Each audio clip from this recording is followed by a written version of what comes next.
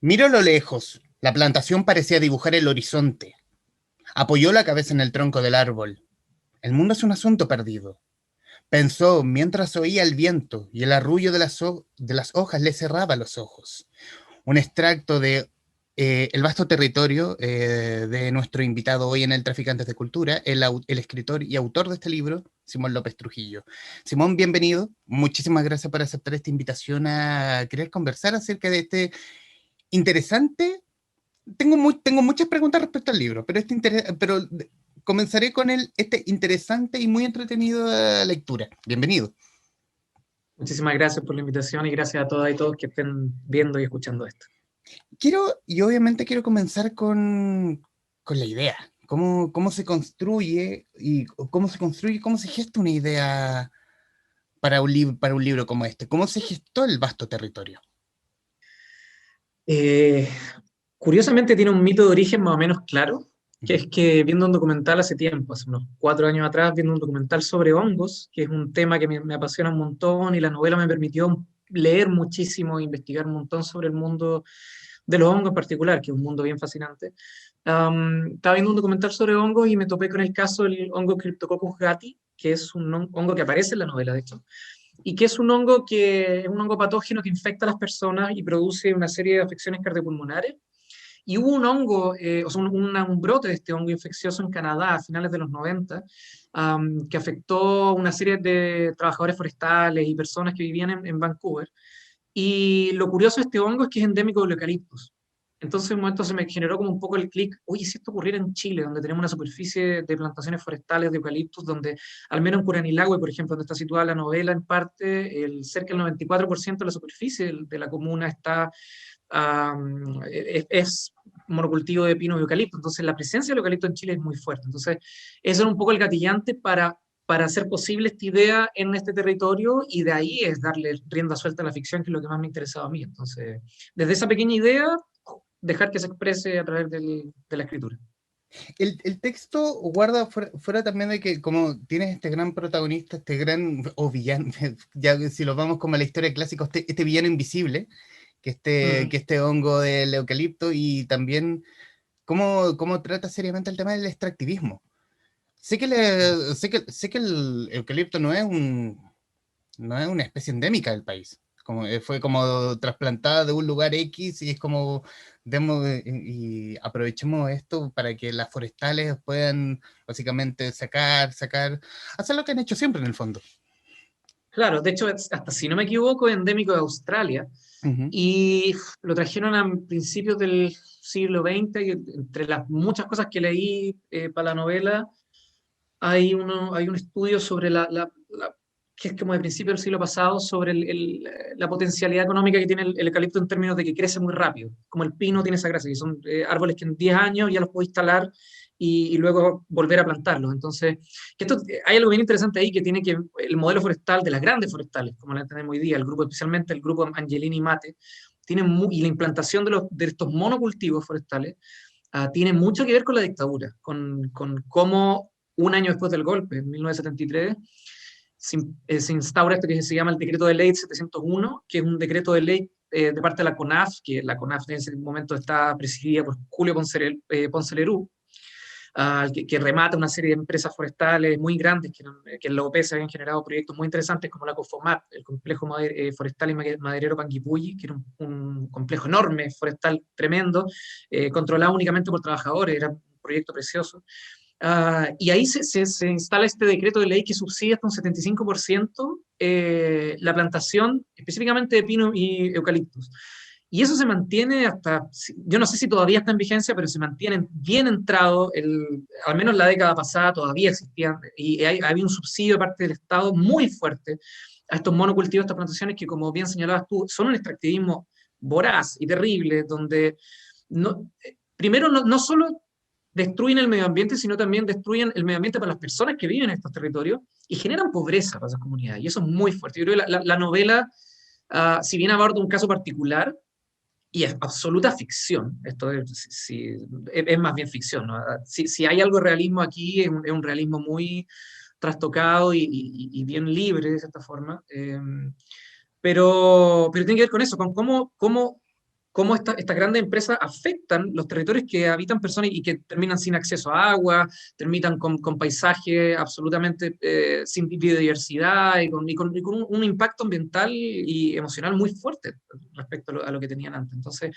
claro, quería un poco tematizar, trabajar estas grandes empresas y su trabajo muy violento sobre los territorios, vinculando y también como una excusa para investigar sobre eso, que fue un proceso súper enriquecedor escribiendo la novela, las cosas que pude descubrir leyendo sobre estos temas. Claro, o sea, es disfrazarla de progreso. Y disfrazarla de progreso y que a la larga termina siendo pobreza. Se me viene siempre a la mente Petorca y en su caso lo que fue como una población en Arica, que una población completa infectada, no, contagiada, envenenada con arsénico, Sí, que tienen como, no, aquí pueden hacer, es que es básicamente las bondades, comillas, del capitalismo. Ven aquí, haz lo que quieras, llévate lo que quieras, y ya el futuro de ahí se verá. claro. Sí, pues. Sí, o sea que aparte estamos en momentos donde como que tenemos como que empezar a hacernos un poco cargo de esa idea de futuro tan destrozada que nos heredan. Y es complejo. Yo oscilo mucho entre como entre la esperanza y la desazón total de que haya un futuro de poder recuperar esto, porque es muy difícil y yo creo que se juega completamente en términos de cambiar un modelo productivo y un modelo de desarrollo económico, que como bien decías tú, hay una ilusión de progreso y una ilusión de chorreo, incluso esta cuestión que sustentaba el modelo de la concertación, que vamos, privaticemos, concesionemos y todo, porque lo que chorrea esta gran empresa nos va a alcanzar para superar los límites de la pobreza. Y hemos demostrado eso, que eso no funciona. El estallido es consecuencia de la crisis de ese modelo. Entonces, pero la devastación que ha producido ese modelo es tan fuerte ahora para adelante. Poblaciones, como bien mencionabas tú, ¿no? Esto también me interesaba, que si bien no... si bien se ancla en Curanilagua y en Concepción, es una forma de hablar también de esta zona de sacrificio que hemos estado viendo en los últimos años, que aparecen con mucho protagonismo en el debate público en Chile, que está a lo largo del territorio, como en el norte, en el sur, en el centro del país. Entonces, también en el sur, en más austral, con las salmoneras, por ejemplo, que Lavín salía hablando de las salmoneras verdes. Salía Salmoneras hablando en uno de verdes. sus debates. Sí. Chuta. Esa sí que es ficción para mí. Si podías imaginarte una salmonera verde, bueno, pues, quería estar escribiendo novela. Bueno, también estamos hablando de un personaje de ficción. Hoy ya no existe la vida. Sí, es un Eh, personaje de ficción. y aquí obviamente la construcción antes de la construcción, de la creación de los ambientes, es hablar de la investigación. Eh, Investigación sobre industria forestal y maderera, investigación con papers referidos a hongos, porque aquí también hay mucho lenguaje científico llevado como a la literatura, lo que hace obviamente que personas como yo entienda de lo que se está hablando. Hubo mucho de eso, hubo mucho de revisar libros, consultar, imagino, amigos científicos o Google, o Google propiamente. ¿Hubo mucho de eso? Ese es mi mejor amigo para escribir, Google. El Es mejor de impresionante, todos. pero el mejor de todos, para lo que existe. De hecho, yo progresivamente ahora estoy tratando de aprender a escribir sin Google, sin acceso a Internet, porque en general siempre cuando escribo tengo abierto Google y Word Reference porque me sirven para, como que es parte del proceso. Está el Word, está Google y Word Reference, especialmente para esta novela, donde estaba siempre googleando papers y cosas de una forma muy libre, porque es interesante, como lo que decías tú, de que, claro, me imagino que para un lector abre este libro y cuando salen estos datos, uh, uno se puede imaginar que están puestos ahí súper como concienzudamente, como que hay un estudio y yo sé más o menos todo lo que está ocurriendo. Pero no es muy así, de hecho, si bien hubo un montón de investigación y yo siento que aprendí un montón, hay un abordaje del lenguaje científico y de la investigación científica súper libre, medio paródico y muy literario, de cierta forma, porque hay algo que me encanta en el lenguaje científico, como cuando te pones a leer papers muy especializados, que el lenguaje es tan técnico que llega a ser poético. Ujú. Es absolutamente extraño al lector promedio. Para mí, absolutamente está lleno de tecnicismo, de palabras que suenan muy especialmente, muy especiales. Y cuando eso lo tomas y lo llevas a un registro que es literario, agarra una textura muy particular que a mí me encantaba. Entonces me encantó también para poder construir el personaje de Giovanna, que es esta investigadora que va analizando un poco lo que pasa con este brote infeccioso del hongo. Que su voz, que los momentos donde el narrador aborda su historia estuviera cargado de ese lenguaje, de ese tono, que de hecho para mí, más que trabajar con conceptos específicamente científicos y todo, porque yo de verdad no los manejo completamente, si bien hay un interés muy grande, no soy capaz de dar cuenta de una ponencia, explicar todos los conceptos de hongo que estoy poniendo en la novela, sino que más bien que me gustaba que ese personaje tuviera esos tonos, esa resonancia del lenguaje científico en cómo la propia investigadora está pensando sobre el mundo, está pensando sobre este hongo, está pensando sus propias relaciones personales, sus propios intereses, cómo llevarlo eso para tratar de dar cuenta un poco el lenguaje con el que ella está tratando de entender el mundo, que también me parecía interesante. Entonces, claro, fue una aproximación súper entretenida, súper desprejuiciada y súper libre de textos y documentales y diferentes materiales científicos específicamente los hongos. Me sirvió un montón la Fundación Fungi, que es una fundación muy interesante chilena, que es una de las pocas ONG, si no me equivoco, que quizás la única, a nivel mundial dedicada exclusivamente al estudio de los hongos. Y una fundación chilena que ha hecho cosas muy interesantes, ha publicado 2 volúmenes de guías de hongos chilenos, unos libros preciosos. Y también ha hecho cosas como, por ejemplo, que en los estudios de impacto ambiental, que es algo que cada empresa que quiera trabajar en sectores que son de bosque nativo chileno, tiene que hacer unos estudios para ver cuánto impacto al medio ambiente hace, y ellos lograron que el estudio de la calidad de los hongos en el suelo fuera parte de este estudio de impacto ambiental, porque lo que nosotros entendemos como bosque, su gran mayoría, si no casi siempre, no solo son una serie de árboles y plantas y una serie de reino vegetal y animal también, sino que la presencia del reino fungi ahí está muy fuerte. La mayoría de los bosques están conectados por debajo de la tierra por a veces redes de kilómetros de hongos que se conectan entre las raíces de los árboles y permiten que los árboles se traspasen información, se traspasen nutrientes, agua, etc. Hay una conexión ahí subterránea muy interesante que para mí fue una de las grandes sustancias para esta metáfora del hongo en la novela, que son varias cosas. Son, por un lado, una metáfora de la propia literatura, de cómo la literatura está compuesta por estas redes subterráneas intertextuales de referencias que uno encuentra en un libro, una referencia que está en otra cosa, y se va construyendo estas constelaciones bien interesantes que a mí me gustan mucho, y lo hago un montón. También siempre estoy, cuando estoy escribiendo, estoy leyendo algún texto que en general literario, que me genera que me despierta inquietudes y cosas y ganas de escribir. Entonces estoy siempre como en conexión también con otra autoría, y el hongo me servía como una metáfora para eso también, como para todo eso que va por debajo y te permite sentirte parte de algo más grande.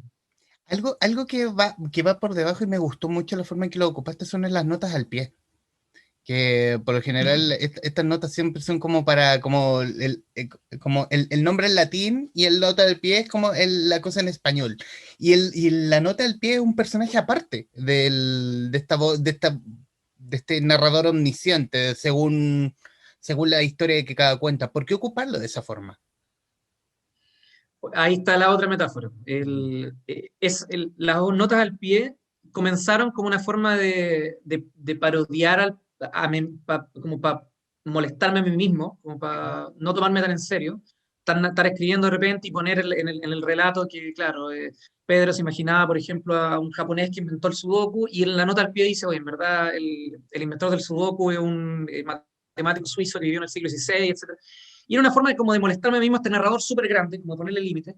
Y eso se fue convirtiendo en una forma en una voz propia, y de cierta forma las notas al pie en la novela, que parecen muy anodinas a un principio, son el nombre científico una barata, son cosas muy ridículas, son al final de la novela, son el futuro de la misma narración. Eso sin contar muchos spoilers, cuentan lo que pasa una vez que ya todo esto que está contando la novela principal, el texto principal, la narración, una vez que ya ocurrió, esto está el futuro, y mira esto y permite mirarlo. Y para mí, de hecho, eso curiosamente, cuando releí la novela, ahora cuando ya estaba publicada, eh, eso fue lo que más me llamó la atención en retrospectiva, porque sí, porque de hecho me pasa que siento que una novela un poco triste, un poco devastadora, si bien habla de temas que son devastadores, me pasó que el final, o sea, es un poco devastador, es un poco devastador todo lo que ocurre, la devastación de los afectos, lo que ocurre con los personajes. A mí, de hecho, son personajes que les tengo mucho cariño y me da un poco de pena a veces las situaciones en las que viven. Pero el futuro, lo que está en esas notas al pie, es algo medio, es una utopía donde sí habría una posibilidad de futuro. Y para mí eso, como en la relectura, es como lo que me llama más la atención en términos de que ahí hay algo. Yo creo que si uno se trata de imaginarse un futuro ahora, puede ser algo así, son como pequeñas atisbos de algo que podría venir, pero es tan distinto el cambio que necesitamos hacer para que venga un futuro sustentable, algo así, que imaginarlo realmente, pensarlo, realmente es casi imposible. Hay como que simplemente imaginarlo, que en parte es lo que estamos tratando de hacer ahora, redactando una nueva constitución, que es imaginar una nueva idea de país. Y eso es un proceso muy, muy interesante para mí muy, muy interesante en términos literarios e imaginativos, como lo que se juega ahí. Tocaste el hongo y leyendo el libro, hago la relación y tomando un poco de lo que dices, es como el miedo a la desconocido y a su vez la unión que pueden hacer de ese mismo miedo. Lo asocio mucho con lo que está pasando hoy el mundo con la pandemia del COVID. Quizás fue pero fue obviamente lo que yo leí del libro. Sí, o sea, en el libro yo lo empecé el Ujú. 2018, 2017, ah, y hubo algo bien interesante que fue un momento cuando tenía que empezar a escribir el segundo capítulo y tenía que decidir qué pasaba de cierta forma, como con... No, no hay tanto spoiler en lo que estoy diciendo, sino que más bien como estoy tratando de tener cuidado con eso. Eh, pero si esta infección del hongo se volvía algo así como una pandemia, sin tener la menor idea realmente de lo que era una pandemia, o me quedaba en un caso particular y analizaba las consecuencias de este hongo, de esta infección de hongo, en un grupo de trabajadores forestales en particular y lo que pasaba con su familia. Y finalmente tomé esa decisión. Y después vino la pandemia y fue tan fuerte el impacto de entender la complejidad de algo así como una pandemia y lo complejo, pero a niveles infinitamente complejos que se puso el mundo. Si uno tratara de armar una trama con las diferentes capas de cosas que hay en curso hoy día, como que el libro que trata de escribir eso explota, porque es imposible dar cuenta de la totalidad del mundo hoy día, es muy, muy, muy difícil. Y yo creo que la novela habría perdido un montón si hubiera tratado de dar cuenta de algo así como una pandemia incluso yo he tratado de tomar la experiencia del COVID y llevarla al libro. Yo creo que el libro está escrito antes de eso y trata de mantenerse como un poco a raya porque fue muy intenso el proceso de la pandemia, el encierro, todo con el libro, pero de cierta forma sí trabaja temas afines, trabaja con cómo para mí eso se trata un poco, de cómo se reorganizan los afectos, las emociones, los vínculos familiares en situaciones tan complejas como las que estamos viviendo y tan cargadas de enfermedad, de muerte y de incertidumbre. Yo creo que eso también es algo muy del signo de los tiempos. Quiero solo salirme, irme a la paralela del libro e irme al camino editorial. Después de el libro Objeto Intemperie de 2017 y La Plaquette Maestranza 2018, El Vasto Territorio es tu primera novela. ¿Cómo es el camino Claro, editorial? ¿Cómo tú llegas a Alfaguara? De alguna forma, ellos van a ti. ¿Cómo se gesta esta unión? fue bien como azaroso. Lo que pasa es que el 2018 me gané el premio Roberto Bolaño con otra novela Ujú. que estoy escribiendo hace harto tiempo. Y el año siguiente me contactaron desde Alfaguara y me dijeron, o sea, desde Random, que les interesaba leer algo mío, si tenía algo que mandarle, y esperé un tiempo y justo estaba trabajando esta novela. Y lo consulté con algunos amigos, amigas, oye, ¿qué les parece este texto? Me dijeron, oye, mándalo. De hecho, con mi novia le pregunté y me dijo, oye, este texto mándalo, yo creo que les podría gustar. Y les envié el borrador, el primer borrador, y les gustó harto, y ahí ya fue como, oye, nos interesa el texto, y de ahí empezó todo esto. Después, entre medio, vino la pandemia, se postergó un año el libro, y bueno, fue todo el proceso que se demoró un montón, y después bueno, vino el proceso de edición con Paz Balmaceda, que eso lo agradezco un montón, fue una excelente edición del libro, y luego ya está aquí eh, finalmente publicado. Para mí igual fue un tiempo largo, ya me lo quería en verdad sacar un poco de encima, 4 años es harto para un libro, casi 4 años. Entonces sí, como que fue un poco eso, gatillado en parte por ese premio que generaba un poco el interés de la lectura y tuve la suerte que les gustó el libro, ¿no? Y aquí y volver a la construcción de la historia de los ambientes. Hay algunos escritores que les funciona estar en el mismo lugar, como para poder escribir del lugar. ¿Cómo fue en tu caso? A mí me encanta César Aira, me gusta mucho César Aira, más que como sus libros en particular, ese arrojo que tiene en alguna entrevista, por ejemplo, hay una vez que le escuché decir que él se le ocurrió una vez escribir una novela sobre un científico búlgaro, que no sé qué cosa, y dijo que, confesando que ni siquiera sabía dónde quedaba Bulgaria en particular. Y para mí eso, y escribió una novela entera sobre eso, que el tipo tiene ese ritmo de que ha publicado, ya no se sabe cuántas novelas ha publicado, de hecho eso es muy interesante, más de 100. Eso creo que se sabe que son más de 100. Y para mí, saber que se puede hacer eso, hoy no podría escribir incluso una novela en un lugar donde no he estado, y que ni siquiera sabe dónde existe, me impulsa un montón, porque me genera esa libertad de que la ficción por sí misma es capaz de hacer lo que puede, ¿cierto? Lo que quiere, de cierta forma. Y con esa fe, personal, yo tenía mucha fe en eso, emprendí una investigación bien importante, igual yo creo como que estuve leyendo un montón, de hecho tenía planeado, vino la emergencia sanitaria del COVID, entonces no pude ir particularmente a Curanilahue, donde quería hacer un trabajo de investigación a Curanilahue y Concepción, porque sí, para mí igual me gusta esto de poder visitar los lugares y trabajar como, con la experiencia misma. Pero fue interesante en paralelo la opción forzada por la contingencia de tener que imaginarte todo y tener que inventar la historia, imaginarte todos los personajes y trabajar con lo que yo encontrara por internet, con lo que encontrara en estas fuentes bibliográficas y con la pura imaginación. Dejar de llevar eso y confiar en eso porque eso es tu linterna para poder iluminar tu mundo. Entonces, en este caso fue un poco eso. Y la construcción de los ambientes fue absolutamente imaginativa y de corrección y de edición una y otra vez. Este manuscrito lo corregí muchas veces, pues lo corregimos con Paz un montón de otras veces más.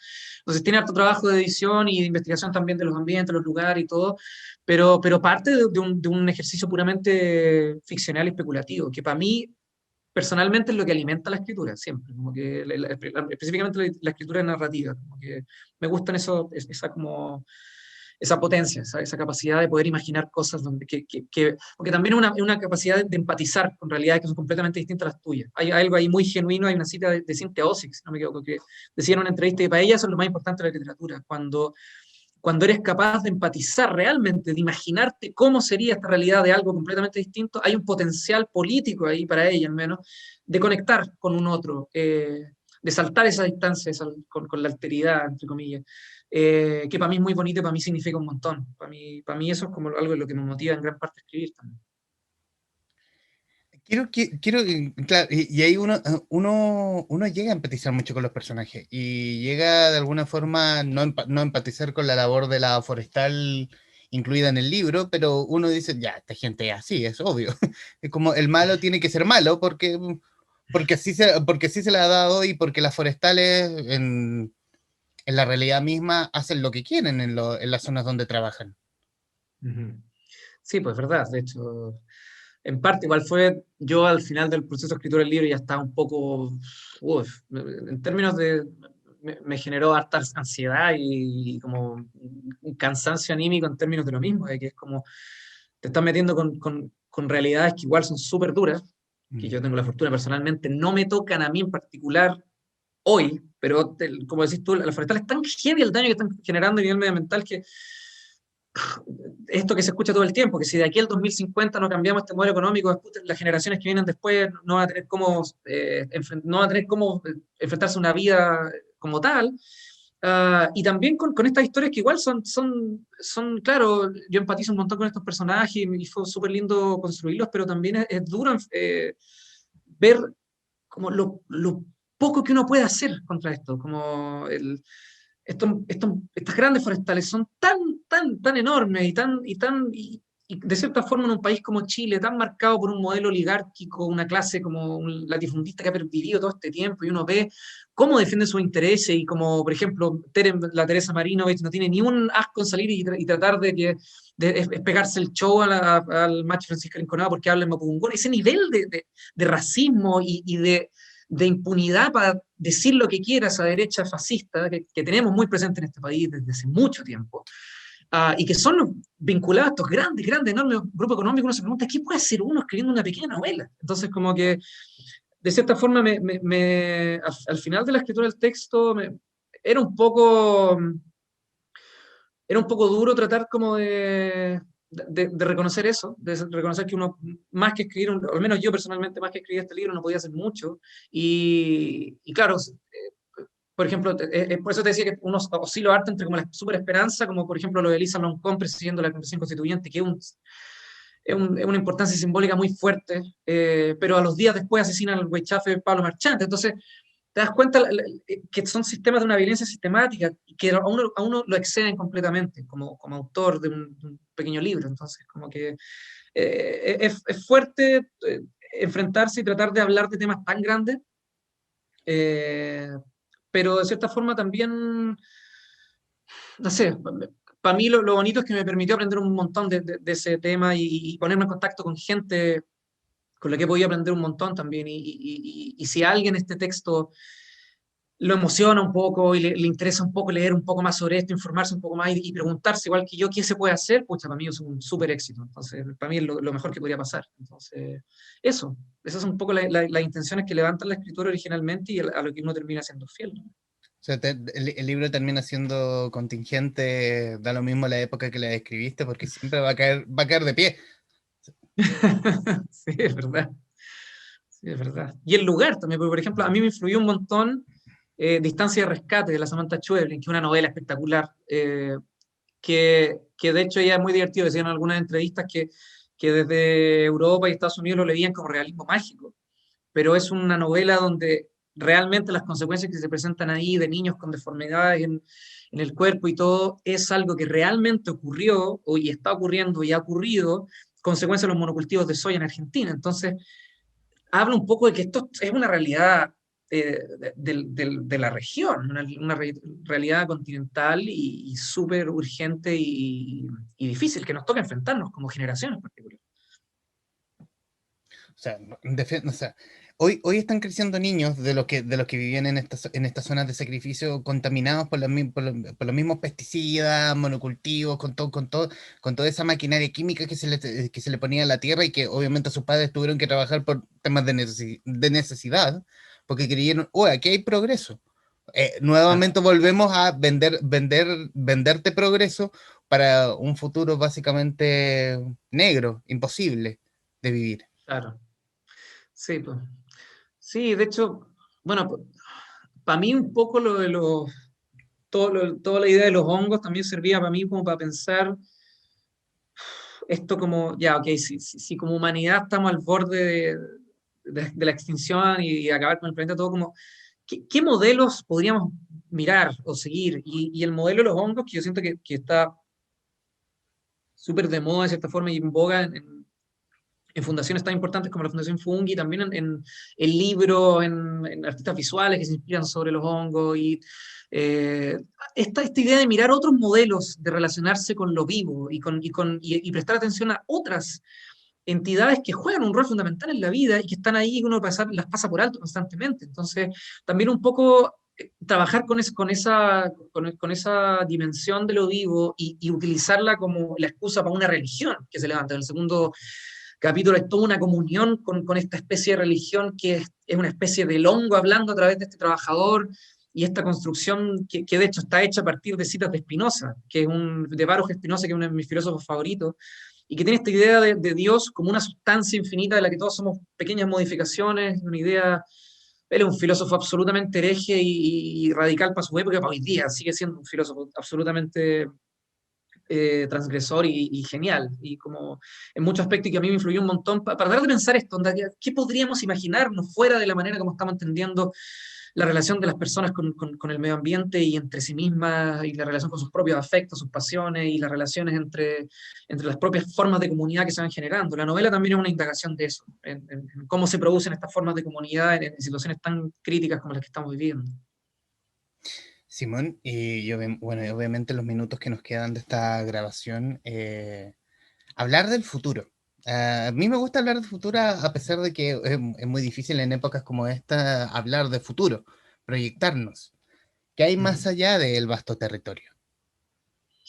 Literalmente en proyectos personales. Literariamente, personalmente.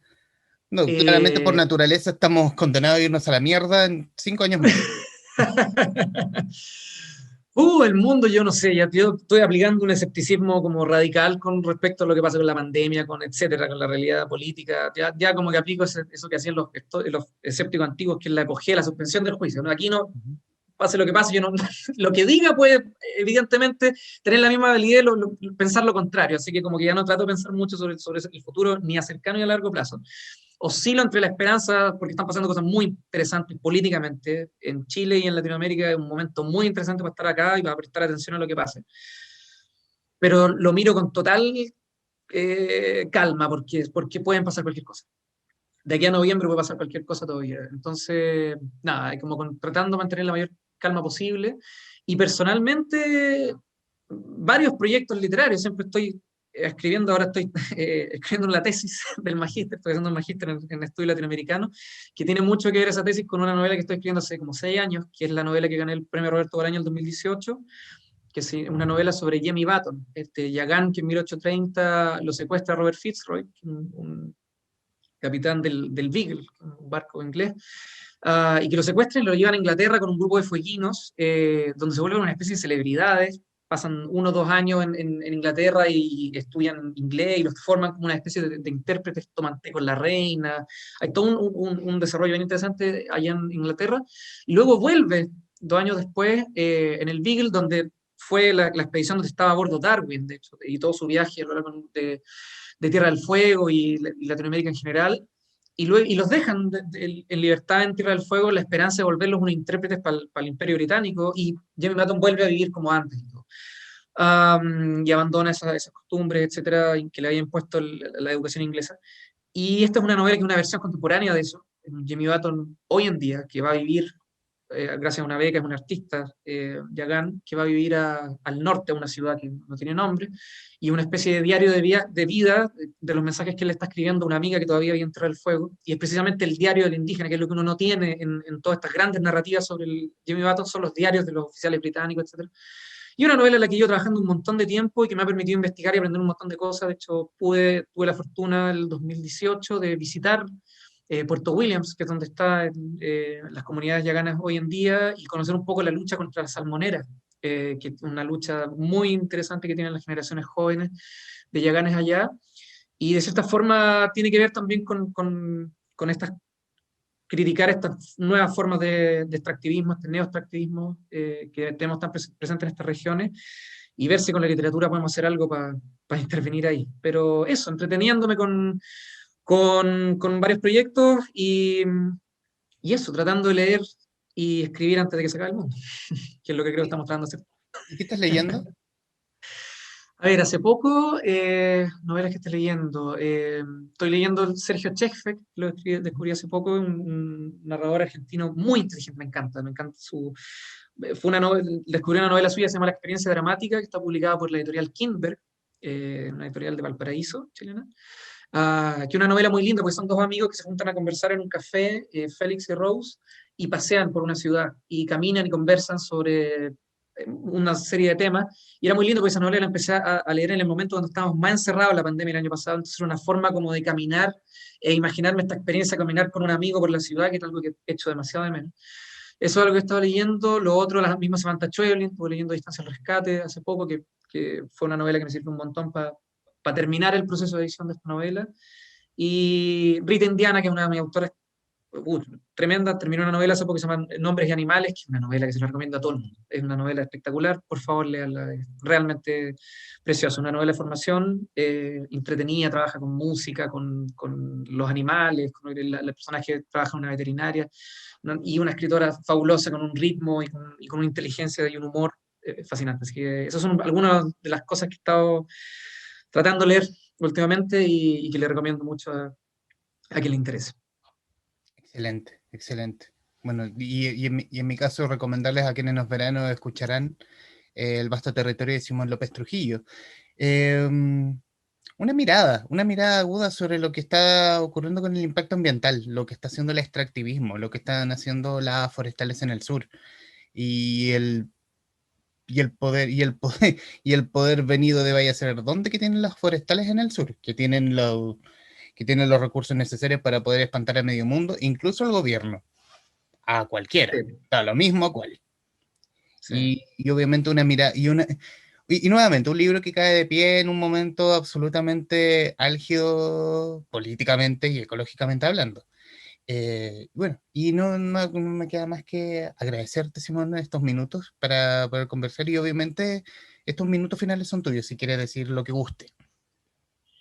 No, muchas gracias a ti, Humberto, por la invitación. Gracias a todas y todos los que están escuchando y si les interesa el libro, muy agradecido por la lectura también. Y eso, creo que más que nada decir fuerte y claro, fuera las forestales del territorio mapuche ahora. ¿Sí?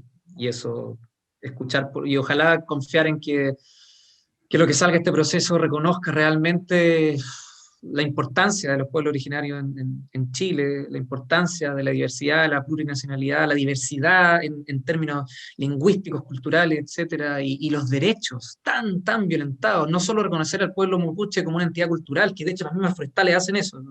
Algunos de los documentos que vi leyendo para la novela decía eso, Forestal Arauco reconoce al pueblo mapuche como una entidad cultural, ok, pero reconózcala también como un pueblo-nación, con sus derechos territoriales propios y reconozcan los convenios internacionales firmados y todas las deudas pendientes, por favor. Entonces, eso, fuera las forestales del territorio mapuche y nada, ojalá que en noviembre nos salga a la derecha para que toda esta revolución que empezamos en octubre del 2019 no se vaya de nuevo a la basura. Así que eso, muchísimas gracias a todos que están y todas que están escuchando, muchísimas gracias Humberto a ti y nada, Bueno, abierto a cualquier invitación.